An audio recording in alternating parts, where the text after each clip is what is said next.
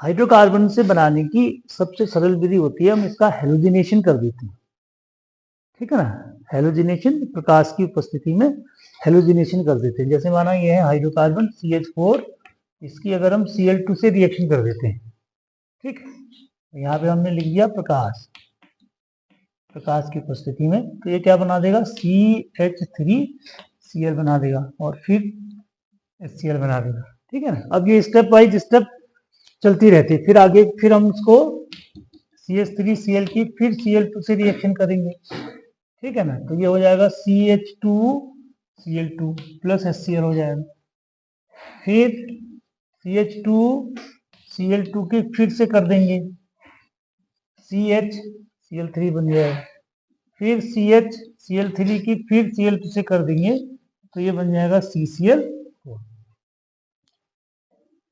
ठीक है। तो फ्री रेडिकल मैकेनिज्म के द्वारा इसको हम इस प्रकार से बना सकते हैं, ठीक है। प्रकाश की उपस्थिति में सीधे हेलोजिनेशन कर देंगे तो ये इस तरीके से बन जाएगा, ठीक। एक मेथड है।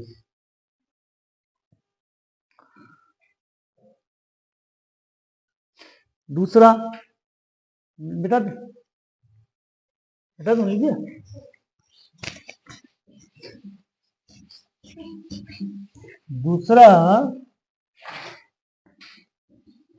दूसरा है आपका एल्कीन के द्वारा।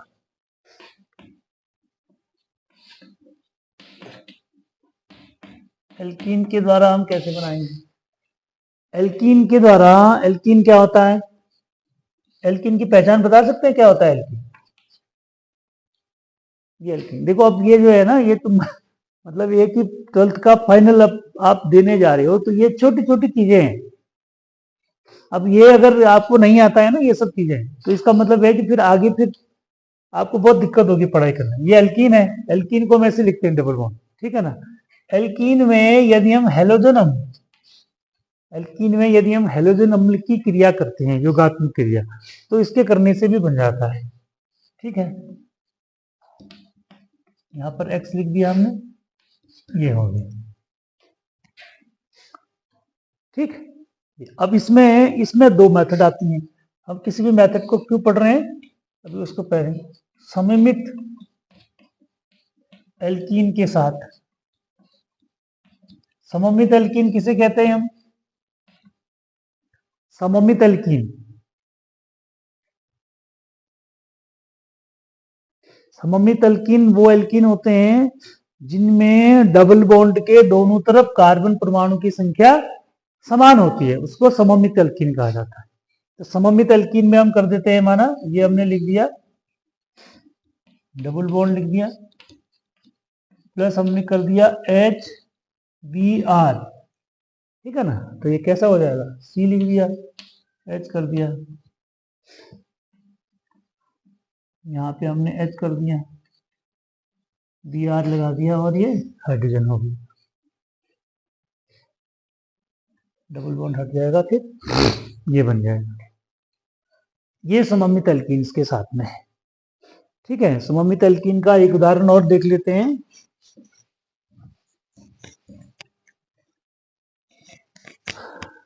ये हमने बना दिया CH3CH डबल बॉन्ड CH3।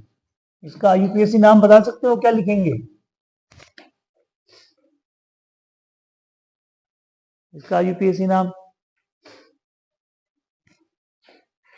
ये तो क्या बन जाएगा, ये हो जाएगा CH3CH, यहाँ पर हाइड्रोजन जोड़ दिया हमने, फिर CH कर देंगे, ठीक है ना। यहाँ पर जोड़ देंगे Br और इसको कर देंगे CH3, तो ये जुड़ जाएगा, ठीक है। तो ये कौन सी मेथड है? ये हाइड्रोकार्बन से हम बना रहे हैं, ठीक है ना, हाइड्रोकार्बन से। और कौन से वाले में? सममित एल्कीन्स में। अगर हम क्या करते हैं, हेलोजन हैलाइड, है ना, हाइड्रोजन ब्रोमाइड की जैसे हमने कर दी, ठीक है। तो ऐसे यौगिकों की यदि हम रिएक्शन कर देते हैं, सीधे एक तरह से योगात्मक अभिक्रिया हो जाती है। ये डबल बॉन्ड वाला जो होता है अनसैचुरेटेड होता है और सिंगल बॉन्ड वाले में बदल जाता है, ठीक है। अब इसी अभिक्रिया में जो परीक्षा में पूछता है यहीं पर से ये बनाने की विधि के साथ साथ इसमें क्या होता है, सममित के साथ में अगर हम यही योगात्मक अभिक्रिया को असममित एल्कीन के साथ करते हैं, असममित एल्कीन के साथ, तो यहां पर एक नियम लग जाता है, अगर आपको याद हो हमने पढ़ा था पहले भी, उसको हम कहते हैं मार्कोनिकोफ का नियम। इसका नियम मार्कोनिकोफ का नियम। अब इसको हम ऐसे समझते हैं, ये लिखा हमने RCH डबल बॉन्ड CH2, ठीक है। अब ये कैसा है, ये असममित एल्कीन है। असममित एल्कीन का मतलब ये हुआ कि जब डबल बॉन्ड के दोनों तरफ कार्बन परमाणु की संख्या समान नहीं होती है तो उसको कहा जाता है असममित। इसमें हम क्या कर देते हैं, HX की क्रिया कर देते हैं, ठीक है ना। तो अब यहां पर यह प्रश्न आता है कि भाई इसमें हमने कर तो दिया, तो इसमें से कौन कहां पर जुड़ेगा। तो यहां पर एक नियम लागू होता है जिसको हम कहते हैं मार्कोनिकोफ का नियम।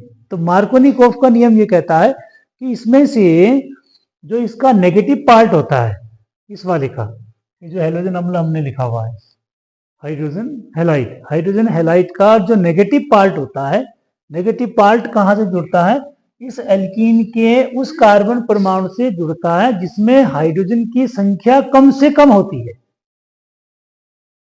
ठीक है। अब पहला प्रश्न ये आता है भाई इसका नेगेटिव पार्ट आप कैसे निकालोगे, कि इसमें कैसे पता करोगे कौन सा नेगेटिव है कौन सा पॉजिटिव है, ठीक है। इसके लिए हमने जब बॉन्डिंग पढ़ी थी तो हमने एक तरह का सहसंयोजक बॉन्ड में पढ़ा था, पोलर सहसंयोजक बंध। सहसंयोजक बंध जब हमने पढ़ा तो उसमें, तो उसके आधार पर हम इसको बनाते हैं, तो ये ऐसा बन जाता है, ये प्लस होता है और x जो होता है वो माइनस, है ना। ये क्यों, क्योंकि जो ये हैलोजन परमाणु है हाइड्रोजन की तुलना में ज्यादा इलेक्ट्रोनेगेटिव होता है, ठीक है ना। तो इंडक्टिव इफेक्ट के कारण क्या करता है, इलेक्ट्रॉन को अपनी ओर को खींच लेता है। तो अपनी ओर को खींचने से इसमें स्लाइट हल्का सा नेगेटिव चार्ज आ जाता है, हाइड्रोजन में हल्का सा पॉजिटिव चार्ज, ठीक है। तो इस हाइड्रोजन हैलाइड का क्या हो गया, नेगेटिव पार्ट ये वाला हो गया, पॉजिटिव पार्ट ये वाला हो गया। अब पॉजिटिव नियम के अनुसार क्या है, जो नेगेटिव पार्ट है वो कहां पे जुड़ेगा, मतलब ये कहां पे जुड़ेगा, इस वाले से जुड़ेगा, और ये जो हाइड्रोजन है वो इस वाले से जुड़ जाएगा। तो इसको हम इस तरह से लिख देंगे RCH, यहाँ पे लिख देंगे X, और ये हो जाएगा CH3, ठीक है। ये किसके नियम से हो गया, मार्कोनिकोफ के नियम से। अब इसी को यदि हम एग्जाम्पल में बना दें तो ये माना हमने लिख दिया CH3CH डबल बॉन्ड CH2, ठीक है, प्लस कर देते हैं माना HBr, ठीक। तो ये क्या बन जाएगा, CH3 हो जाएगा, CH यहां पे जुड़ जाएगा Br, और यहां हो जाएगा CH3, ठीक है ना।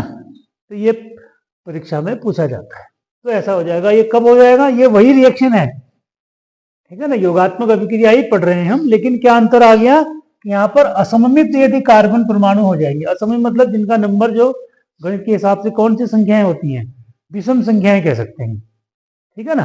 तो विषम संख्या वाला अगर कोई यौगिक आपको मिलेगा तो वहां पर जोड़ते समय आपको ध्यान रखना है कि उसका नेगेटिव और पॉजिटिव वाले पार्ट को देखना है, ठीक है। तो हाइड्रोजन हैलाइड का जो नेगेटिव पार्ट होगा वो उस वाले कार्बन परमाणु से जुड़ेगा जहां पर क्या लगेगा, कम से कम हाइड्रोजन परमाणु होंगे, ठीक है। ये हो जाएगा। अब इसी को, अब ऐसा परीक्षा में क्या पूछा जाता है, जैसे माना ये रिएक्शन लिखी, अब इसी रिएक्शन को मैंने लिखा CH3CH डबल बॉन्ड CH2 लिख दिया, प्लस मैंने कर दिया HBr, और यहां पर माना एरो के ऊपर लिखा हो पेरोक्साइड, ठीक है, ये लिखा हो माना, खाली एक शब्द लिखा हो पेरोक्साइड लिखा हो। अब जैसे ही पेरोक्साइड लिखेंगे तो फिर ये जो नियम हमने यहां पर लगाया था वो नियम नहीं लगेगा,